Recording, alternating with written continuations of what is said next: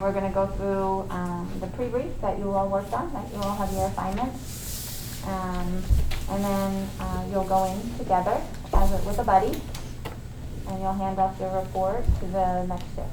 And then we'll do 3 scenarios, and each scenario builds on the same patient. So it's the same patient that you're going to be taking care of the whole day. Okay? Any questions?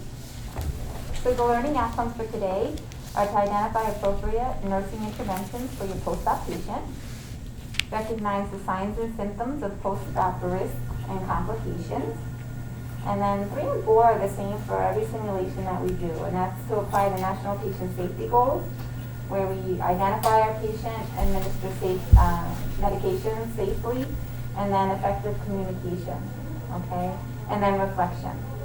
So we reflect upon everything that we do in simulation and lab, kind of what went well, what we would do differently if we did that again. And that's the basics of simulation. That's why we come here. Because you get to change your role here. When you're in clinical, you're the nursing student. When you come here, you're the nurse.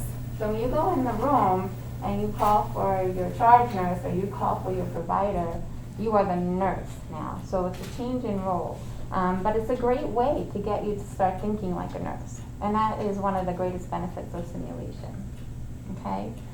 So that role performance of how you would do something differently is really important. And that's where the learning takes place. So after the scenario, we'll come back here and we'll sit down together and we debrief.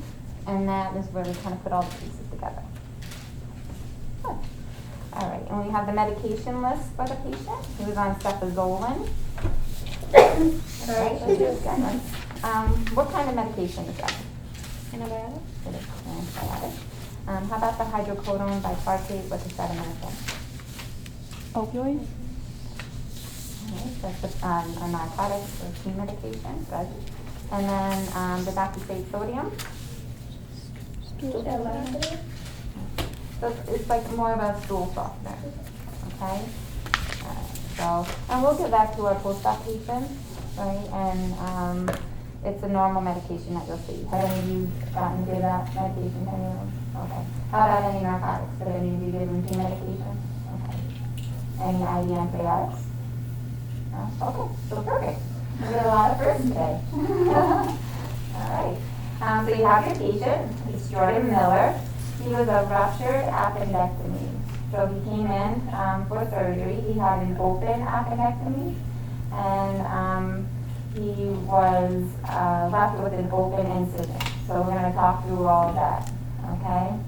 He has no past medical history, no medications at home, no prior surgeries. Right? His primary diagnosis is appendicitis with a status post-open appendectomy.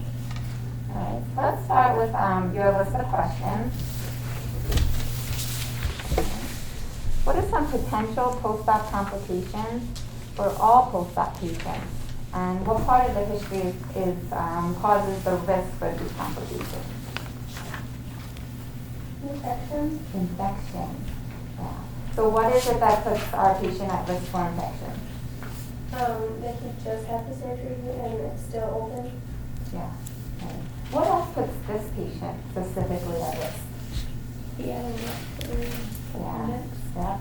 Right. So that ruptured appendix kind of gives them an increased risk for infection, right? Because that kind of goes into their peritoneal cavity. And one of the reasons they kept the incision open and he has a drain in is to help get rid of all that infection and that bacteria that might be in the peritoneal cavity. Okay, good. So infection. What else? What other complications? DVT. DVT. Why are they at risk for DVT? Because he's laying in bed. He just had surgery. He's not going to be getting up and moving around too much. Good. So the immobility. All right. So what else puts him at risk before the DVT? There's one other big reason that he's at risk for DVT. And all our post-op, all our surgical patients get this and puts them at risk. Does it have to do with the anesthesia? Yeah, exactly. So how does anesthesia put them at risk for DVT? I mean, you're kind of stopping some of the body functions. Yeah. right? So it kind of slows everything down when we put our patient under anesthesia. So just that, right, that sluggishness of the blood, add in immobility, add in our body trying to fight and get back to homeostasis, and now we're at risk for DVT. Very good.